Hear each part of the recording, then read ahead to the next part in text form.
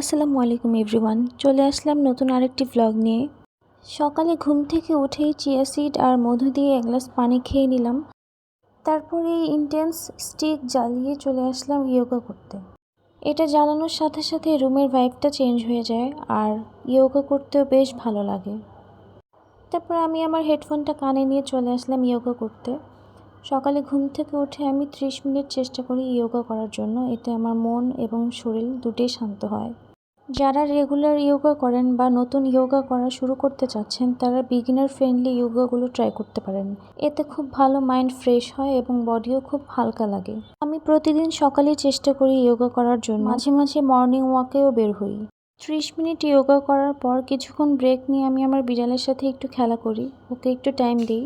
তারপর ও ঘুমিয়ে যাওয়ার পর আমি আবার ওয়ার্কআউট করা শুরু করি।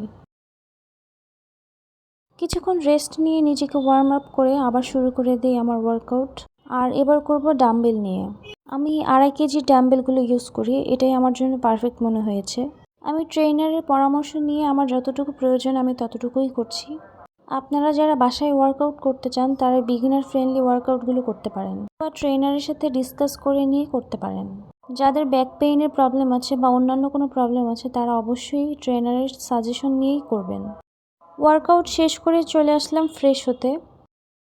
ফেস ওয়াশ করার জন্য আমি কোজারেক্সের লো পিএইচ এই ফেস ওয়াশটা ইউজ করি। এটা আমার ফেসটাকে খুব সুন্দরভাবে ক্লিন করে।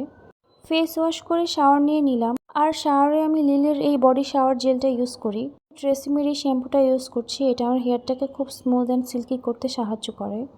তারপর শাওয়ার শেষে চলে আসলাম মর্নিং স্কিন কেয়ারটা করতে। স্কিন কেয়ার বলতে সকালে আমি শুধু সানস্ক্রিন আর আমার লিপ বামটাই ইউজ করি, আর কিছু ইউজ করি না, যেহেতু আমি বাসায় থাকবো। আর বাসায় থাকুন কিংবা বাহিরে থাকুন, অবশ্যই একটা সানস্ক্রিন ইউজ করতে ভুলবেন না। আর লিপ বাম হিসেবে আমি উইশ কেয়ারের এই টিন্টেড লিপ বামটা ইউজ করি। এটা আমার লিপটাকে খুব সুন্দর একটা পিঙ্কিশ টোন দেয়।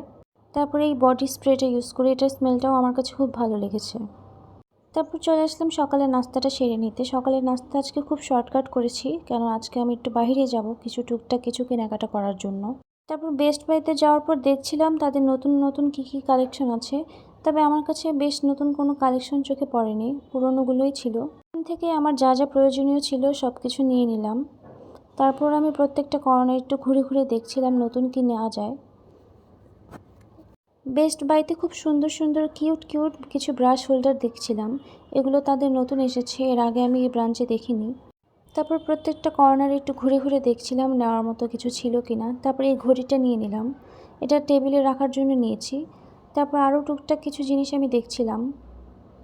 তাদের শোপিসগুলোও বেশ সুন্দর ছিল, নেক্সট আমি এই শোপিসগুলো কিনবো। তারপরে এই তো আমি টুকটাক আমার শপিং করে চলে আসলাম বাসায়। তারপর সব কিছু গুছিয়ে নিচ্ছি। তাই ভাবলাম আপনাদের সাথেও শেয়ার করি আজকে আমি কী কী কিনে নিয়ে এসেছি। যেহেতু দাওয়াত হোস্ট করছি, তাই কিছু টুকটাক জিনিস কেনার ছিল বাজারের। আর আমার বিড়ালের জন্য এই খেলনাটা কিনে এনেছি, ও খুব পছন্দ করেছে। তারপর এই টেবিল ওয়াচটা কিনেছি, এটা টাইমটা সেট করা হয়নি। আর এই মগটা নিয়েছি, এই মগটা দেখে আর চোখ সরাতে পারিনি, এটা এত বেশি অ্যাস্থেটিক ছিল। আর এই কিউট স্ট্রটা নিয়েছি। যেহেতু বাসায় একটা পার্টি অ্যারেঞ্জ করব, সেই পার্টির জন্য ডেকোরেশনের কিছু আইটেম দরকার ছিল, সেগুলোই নিয়েছি আমি র্যান্ডম একটা শপ থেকে। তাই ভাবলাম আপনাদের সাথেও শেয়ার করি। প্রথমে নিয়েছি একটা ফয়েল বেলুন হার্ট শেপের। তারপর ছোট ছোট কয়েকটা বেলুন নিয়েছি। আজকের ভিডিওটি কেমন লেগেছে অবশ্যই কমেন্ট করে জানাবেন। আর আমার পেজে নতুন হয়ে থাকলে ফলো করতে ভুলবেন না। আর ভিডিওটি যদি আপনি আমার ইউটিউব চ্যানেল থেকে দেখে থাকেন, তাহলে অবশ্যই আমার ইউটিউব চ্যানেলে সাবস্ক্রাইব করতে ভুলবেন না।